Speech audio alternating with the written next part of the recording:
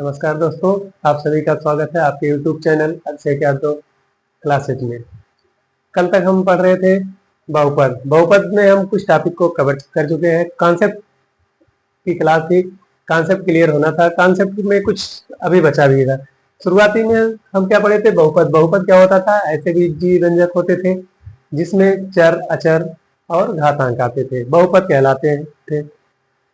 बहुपद का एग्जाम्पल जैसे होता था एक्स वाई जेड, कोई भी चर दिया जाए उसकी घात लगी हो, कोई घातांक का दिया जाए। और उसके बाद हम पढ़े थे बहुपद के प्रकार। बहुपद कितने प्रकार के होते थे? एक तो हम घात के आधार पर बताते थे, एक बताए थे हम पदों के आधार पर। पदों के आधार पर देखा जाए तो बहुपद 3 प्रकार के बताए गए थे। 3 प्रकार से भी अधिक है, लेकिन बहुपद अगर पद के आधार पर देखा जाए तो जितने पद होंगे उतने प्रकार का बहुपद माना जाएगा।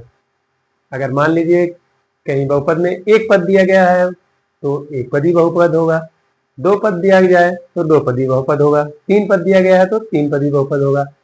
अब उसके बाद घात के आधार पर बताए थे, एक घात का बहुपद, 2 घात का बहुपद, 3 घात का बहुपद। इसी क्रम में हम आगे जो पढ़ने जा रहे हैं बहुपद की घात। बहुपद की घात, degree of polynomial, degree of polynomial, polynomials. अब यहां से देखना है डिग्री ऑफ पॉलिनोमियल एक बार हम पहले बता भी चुके हैं इसके बारे में थोड़ा बहुत। अब इसमें क्या होता है? बहुपद की सबसे बड़ी घात, बहुपद की सबसे बड़ी घात, सबसे बड़ी घात, बहुपद की जो सबसे बड़ी घात होती है वही हमारी घात कहलाती है। बहुपद की घात जैसे एक बहुपद दे दिया जाए x³ plus x plus x² plus 1, इसमें जो बहुपद की घात होगी, इसमें बहुपद की घात, बहुपद की घात पूछा जाए अगर एक पद बहुपद दिया गया है, 4 पद दिया गया है, इसमें सबसे बड़ी घात देखना है। सबसे बड़ी घात कौन सी इसमें दी गई है? x, ये 0 घात का है, इसमें 1 घात है, इसमें 2 घात है, इसमें 3 घात है। इसकी घात हमारी हो गई 3। अगर ये क्रम चेंज करके भी दे रहा है तब भी हमारी जोड़ी घात ही लेना है। मान लीजिए यही दिया गया होता हमारा x⁴, x³ x⁴, x⁴ plus x। तब इसमें क्या देखना है? सबसे बड़ी घात यहाँ भी देखना है। सीक्वेंस में अगर नहीं दिया गया है तो चेक करना है, यहाँ पे 4 घात पावर है, यहाँ पे 3 पावर है, यहाँ पे 6 पावर है, यहाँ 8 है, यहाँ 1 पावर है। कुछ नहीं दिख रहा है तो इसका मतलब पावर 1 है। इसमें सबसे बड़ी घात जो दी गई है, सबसे बड़ी घात हमारी 8 है। तो बहुपद की घात अगर देखा जाए, अगर घात पूछा जा रहा है तो सबसे बड़ी घात ही हमारी बहुपद की घात होती है। फिर इंग्लिश में बोलते हैं इसको डिग्री। हिंदी मीडियम से अगर कोई पढ़ रहा है तो उसके लिए घात बोला जाएगा। अगर इंग्लिश मीडियम का स्टूडेंट कोई अगर रहा है तो इसको डिग्री समझेगा। ठीक है, डिग्री ऑफ पॉलिनोमियल या बहुपद की घात। ये कॉन्सेप्ट हम पहले भी बता चुके हैं, एक बार और सबको समझ में आ जाना चाहिए इस पर। इसके आगे बहुपद की घात अगर हम समझ गए हैं तो एक टॉपिक अगले पे चलते हैं, बहुपद का शून्यक। बहुपद का बहुपद का शून्यक,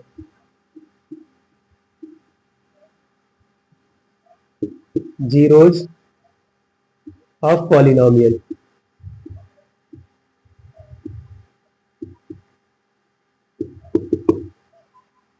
इसको भी एक बार हम पढ़ चुके हैं, दोबारा देखने जा रहे हैं। तो इसका मतलब ये हो गया, अगर कोई बहुपद दिया गया है, किसी भी घात का बहुपद हो, कितने भी पद हो, उसमें हमको देखना है अगर बहुपद में कोई भी मान रखने पर जितना भी वेरिएबल दिया गया है, वेरिएबल XYZ जो भी दिया जाए, उसमें अगर मान रखने के बाद हमारा बहुपद 0 हो जा रहा तो बहुपद का शून्यक कहलाएगा। जैसे मान लेते हैं हम एक बहुपद हमारा px दिया गया है इक्वल टू x+1 दिया गया है, तो इसमें बहुपद का शून्यक निकालना है। तो इसकी px बराबर हमारा जिस मान पर x की जो वैल्यू 0 ला दे वही हमारा शून्य कहलाएगा। इसको निकालने के लिए क्या करेंगे, x plus 1 equal to 0, x equal to, यहाँ प्लस है आगे जाके माइनस हो जाएगा, ये हमारा आंसर है। शून्य पूछेगा तो शून्य हमारा माइनस का 1 हो जा रहा है। ठीक है, हम पढ़ चुके हैं बहुपद की घात, बहुपद का शून्य, इसके पहले बहुपद के प्रकार पढ़े और बहुपद पढ़े हैं, इतना कॉन्सेप्ट हमारा क्लियर होता है। इसके आगे हम बढ़ते हैं।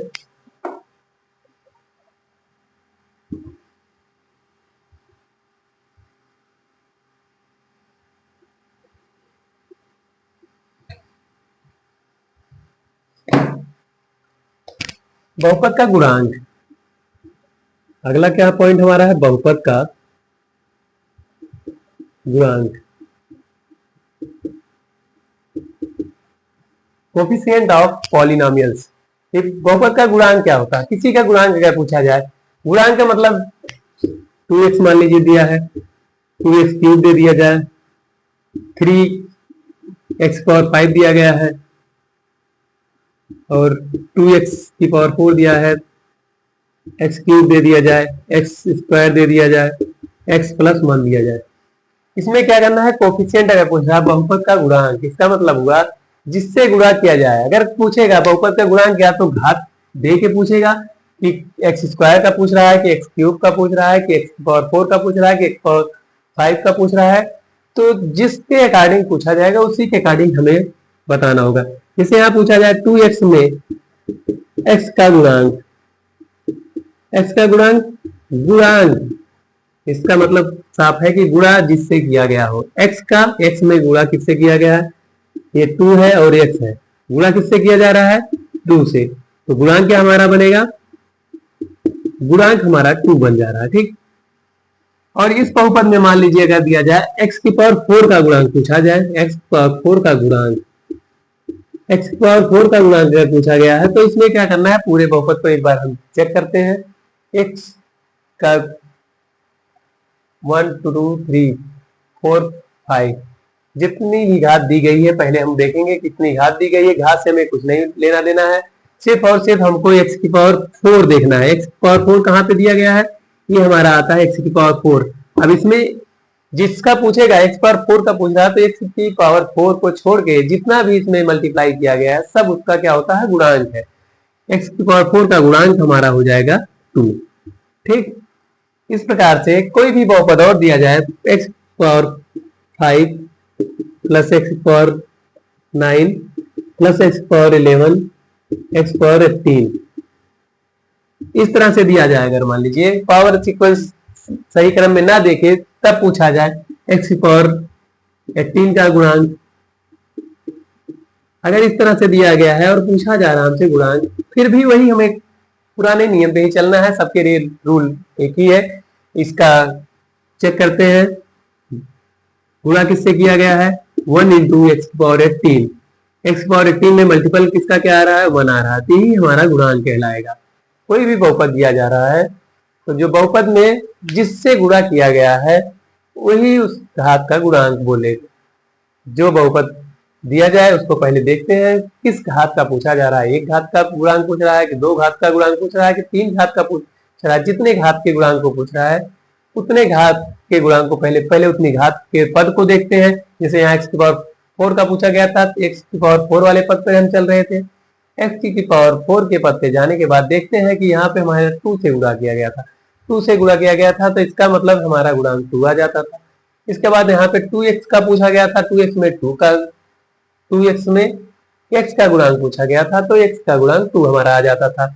इसके बाद यहाँ x पावर 18 का पूछा गया, तो x पावर 18 पे हम चले आए हैं। इसमें जितना आ रहा है x पावर 18 यहाँ कुछ नहीं दिख रहा है, इसका मतलब अगर कहीं भी चर दिया गया है उसके पास कोई भी संख्या ना दी गई हो तो उसका गुणांक 1 होता है। अगर यहाँ पे पूछा जाए, मान लीजिए इसी बहुपद में पूछ लिया जाए x की पावर 6 का गुणांक, अगर x की पावर 6 का गुणांक पूछ ले तब क्या हम करते हैं, जितना दिया गया था इतने हम क्या चेक करें, x पावर 5 दिया, 4 दिया, 3 2 1 0, लेकिन यहाँ पे हमारा x की पावर 6 नहीं दिया गया है।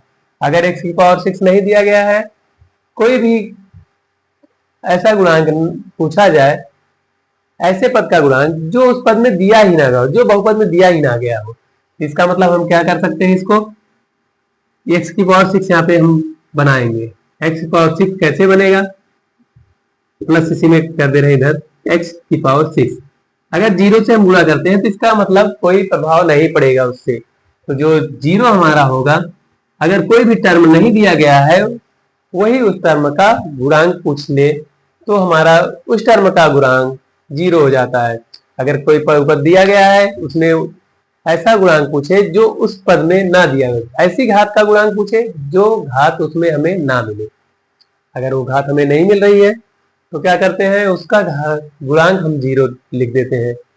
अगर कांस्टेंट का दिया जाए एक्स पावर x प्लस 1 में x की पावर जीरो का गुणांक, x की पावर जीरो का गुणांक अगर इसमें पूछ लिया जाए तो जो भी अचर पद होगा उसमें x की घात जीरो होती है। इसमें x की घात 1 थी, यहाँ पे हम देखते हैं x प्लस 1 इंटू एक्स की पावर जीरो। एक्स की पावर जीरो का गुणांक अगर पूछा जाए तो हमारा 1 होता है। अचर पद, सॉरी, जो भी अचर पद दिया जाए, जो भी कांस्टेंट वैल्यू दी जाए, अगर उसमें पूछा जाए कि x की पावर कितनी होगी तो जीरो होती है। अगर x की पावर जीरो का गुणांक पूछ रहा है तो कहीं भी उस पद में अगर अचर पद दिया है तो अचर पद का मान लिखेंगे, अगर नहीं दिया गया है तो अगर अचर पद ना दिया जाए, कांस्टेंट वैल्यू ना हो, तो हमारा वो भी जीरो हो जाएगा। ठीक, इतना समझ में आ गया सबको?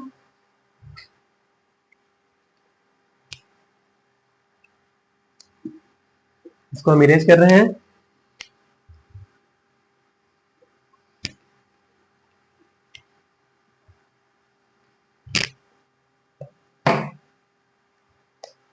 इसी क्रम में एक थ्योरम आती है इसमें, थ्योरम इसका नाम है शेषफल प्रमेय या रिमाइंडर थ्योरम। शेषफल प्रमेय, रिमाइंडर थ्योरम इसको बोलते हैं, रिमाइंडर थ्योरम। शेषफल प्रमेय, शेषफल प्रमेय, यदि कोई बहुपद px दिया गया हो, px एक बहुपद हो, बहुपद हो, बहुपद को क्या करते हैं, बहुपद को x माइनस ए, मतलब कोई भी इसमें अलग से टर्म हम ले लेते हैं,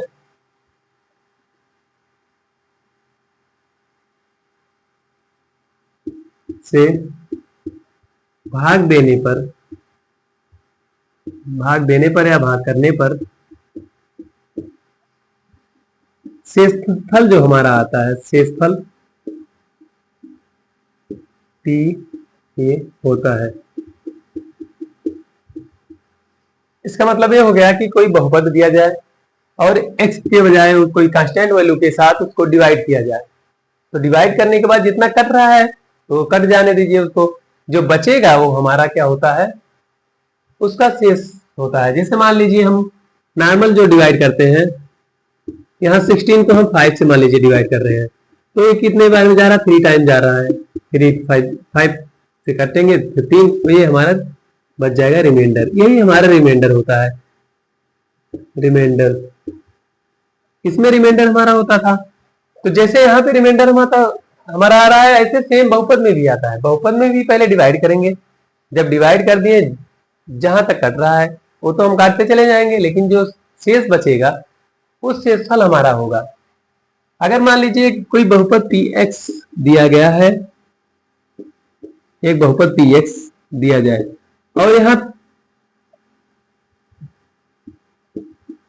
pa बराबर 0 हो जाए, अगर px मतलब p की वैल्यू, px की वैल्यू दी गई हो और वहां x की जगह पे a रखने के बाद वो मान हमें 0 दे दे, तो क्या होगा, x माइनस ए इस बहुपद का एक गुणनखंड होगा, बहुपद का एक गुणनखंड होगा, गुणनखंड होगा। और इसी क्रम में आगे देखते हैं, अगर a बराबर 0 दिया गया हो तो x माइनस a बहुपद का गुणनखंड हो जाएगा, गुणनखंड होगा।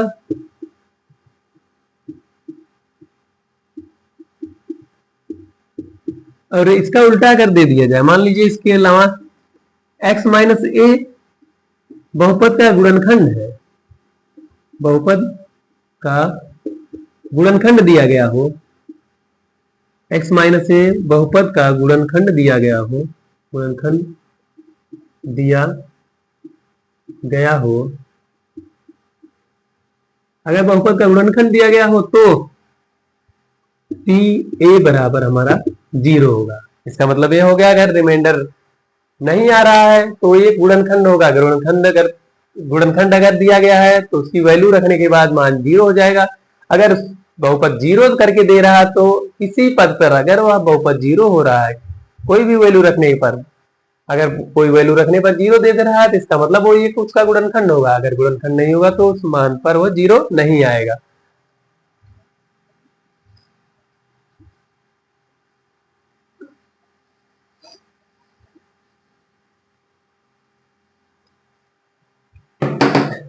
और इसमें आता है सरसमीका।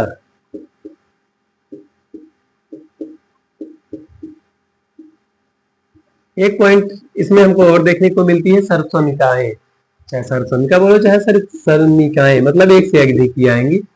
सरसमीकाएं जो होती हैं, जो हमारा नॉर्मल बीजगणितीय फार्मूला होता है उसी बेस पे आधारित है, सिर्फ गुणनखंड यह बहुपद में यूज किया जा रहा है। तो उसको हम एक बार देख लेते हैं।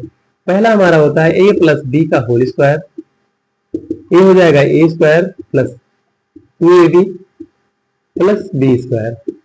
दूसरी सरसमीका हमारी आती है a माइनस बी का whole square, a square minus 2ab plus B square. इसी क्रम में स्क्वायर में एक तीसरा आता है a square minus B square, a square sorry a plus B एक ब्रैकेट में हो जाएगा, इसका a माइनस बी एक ब्रैकेट में हो जाएगा। अब क्यूब के साथ ही बनेगा a प्लस बी का whole cube, a cube plus B cube plus 3ab a plus B. अगला आता है a माइनस बी का whole cube, a cube minus B cube minus 3ab a plus sorry a minus B. फिर आता है a plus B plus C का whole square, a square plus B square plus C square plus 2ab plus 2bc plus 2ca। और एक गुणनखंड में use करने वाली सरसमीका होती है x plus a x plus B, क्योंकि सबसे ज्यादा यूजफुल है इस चैप्टर के लिए है X square plus A plus B X plus A B. इसके बाद हम देखते हैं कैसे आती है सरसमीका। ये हमारा हो गया ए प्लस बी का होल स्क्वायर, ए माइनस बी का होल स्क्वायर, ए स्क्वायर माइनस बी स्क्वायर, ए प्लस बी का होल क्यूब, ए माइनस बी का होल क्यूब, ए प्लस बी प्लस सी का स्क्वायर। इसमें भी होता है ए क्यूब प्लस बी क्यूब, ए क्यूब माइनस बी क्यूब। और इसके आगे हम एक सॉल्व करके दिखा दे रहे हैं, बाकी ऐसे सेम सब सरसमीकाएं सॉल्व हो जाएंगी।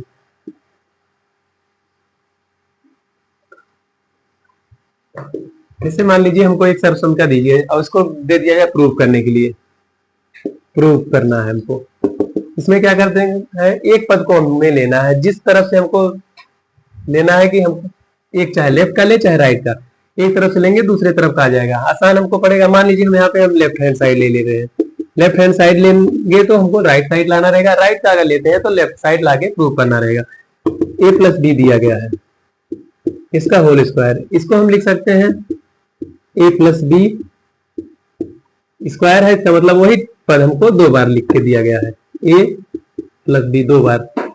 ए प्लस बी, ए प्लस बी। अब इसको क्या करेंगे, मल्टीप्लाई करेंगे। ए का पहले एक बार ए में करेंगे, फिर एक बार बी में करेंगे। ए का ए में करेंगे, ए इंटू ए, फिर ए का बी में करते हैं, ए इंटू बी हो जाएगा। फिर अगले टर्म क्या करेंगे, बी से भी दोनों में करेंगे, एक बार ए में करेंगे, एक बार बी में करेंगे। बी से ए में करते हैं तो बी इंटू ए आता है, फिर बी का बी से करते हैं तो बी इंटू बी आ जाता है। ये हो जाएगा A into A square plus A B, फिर बी ए चाहे ए बी करें तो हमारा ए बी आता है, फिर अगला आता है बी स्क्वायर। यहां से क्या करेंगे, सबको जोड़ लेते हैं। A square plus 2ab plus B square, ये हमारा आ गया राइट हैंड साइड। अगर लेफ्ट हैंड साइड क्या दिया गया था, ए प्लस बी का होल स्क्वायर, इसको हम राइट साइड में लाके प्रूव कर दें। अगर यहां तक आ गया तो इसका मतलब ये हमारा प्रूव हो जाता है। ऐसे माइनस का भी करना हमें, यहाँ पे ए माइनस बी का होल स्क्वायर लेते हैं, A square minus 2ab plus B square. Left hand side ले लेते हैं, लेफ्ट हैंड साइड लेने पर ए माइनस बी का होल स्क्वायर। अब क्या करेंगे, दोनों को आपस में मल्टीप्लाई करते हैं। A minus B to A minus B. अगला क्या होगा, जैसे पिछले में मल्टीप्लाई किए हैं, सिर्फ इसमें माइनस का फर्क आएगा, बाकी सेम आएगा। A into A into B, minus minus minus एक है, एक प्लस है, इसका मतलब ए बी माइनस में, फिर माइनस से है प्लस में करेंगे तो बी इंटू ए हो जाएगा। अगला करते हैं, माइनस माइनस प्लस हो जाएगा और ए बी इंटू बी हो जाता है। ए का ए स्क्वायर बनेगा माइनस ए बी, फिर minus A B plus B square, सबको जोड़ लेंगे। ए स्क्वायर माइनस 2ab प्लस का बी स्क्वायर, ये हमारा आ गया right hand side. Left hand side हम लिए थे और राइट हैंड साइड हमको मिल गया। इस तरह से हमारी सर्वसम्मता प्रूव हो जाती है। अब ये इसमें ध्यान देने वाली बात है कि अगर हम एक और देखते हैं, प्लस का प्लस के साथ अगर मल्टीप्लाई करते हैं तो हमारा प्लस में आंसर आता है। अगर माइनस का प्लस के साथ करते हैं तो माइनस आंसर देगा। अगर प्लस का माइनस के साथ करेंगे, माइनस का प्लस के साथ और प्लस का माइनस के साथ करते हैं तब भी हमारा माइनस आता है। माइनस का माइनस के साथ मल्टीप्लाई अगर करेंगे तो प्लस में आ जाता है। इसका मतलब ये हो गया कि सेम साइन अगर दिया गया है, मतलब माइनस माइनस दिया गया है तब भी प्लस आएगा और प्लस प्लस दिया गया है तब भी प्लस आएगा। अगर साइन आपका डिफरेंस आ रहा है, एक प्लस में है एक माइनस में है, दोनों का आपस में मल्टीप्लाई करते हैं तो ये हमारा माइनस में आंसर आता है।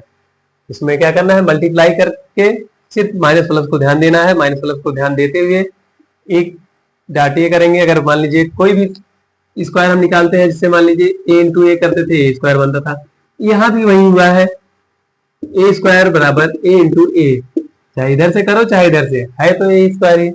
अगर ए डॉट बी दिया गया है, ये हमारा बी डॉट ए के एक दूसरे के उल्टा मल्टीप्लाई करेंगे, चाहे आगे से मल्टीप्लाई करते हैं चाहे पीछे से, दोनों तरफ से मल्टीप्लाई करने के बाद ये हमारा आंसर एक ही आता है। तो यहाँ से हम क्या करें, चाहे बी ए हमारा दिया गया था चाहे ए बी दिया गया था, इसमें हम क्या किए, दोनों को आपस में इंटरचेंज करके ए बी बना लिए। ए बी बनाने के बाद एक प्लस के साथ था प्लस कर दिए, यहाँ माइनस के साथ था तो माइनस के साथ कर लिए। दोनों को जोड़ लेते हैं, जोड़ लेने के बाद हम इसको दिखा देते हैं square plus 2ab plus B square. इस तरह से हमारी सर्वसम्मता प्रूव होती है।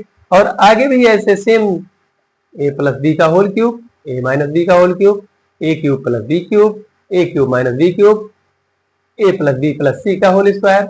इस तरह से जितना दिया जाए इस पे हमें आगे क्वेश्चन भी करना है और इस सर्वसम्मता को इस तरह से पढ़ना है कि ताकि इस पे कोई भी, अगर मान लीजिए ए दिया है बी दिया है, आगे हमें क्वेश्चन में एक्स वाई दिया जाए, वाई जेड दिया जाए, टी दिया जाए, एस दिया जाए, कुछ भी दिया जाए तो सेम यही प्रोसेस अपनाना है। इसी प्रोसेस के थ्रू हम आगे बढ़ते चले जाएंगे और इस तरह से हमारा बहुपद यानी पॉलिनोमियल का कॉन्सेप्ट का जितना टॉपिक था सब कंप्लीट होता है। अब अगली क्लास में हम क्या करने वाले हैं, इस पे आधारित बहुपद पे आधारित क्वेश्चन आंसर करवाएंगे। अभी तक हम आज की क्लास को यहीं पे समाप्त करते हैं और हमारा अगला वीडियो देखने के लिए चैनल को सब्सक्राइब कर लेना। अगली क्लास हम अगले दिन फिर अपलोड करते रहेंगे। Thank you so much.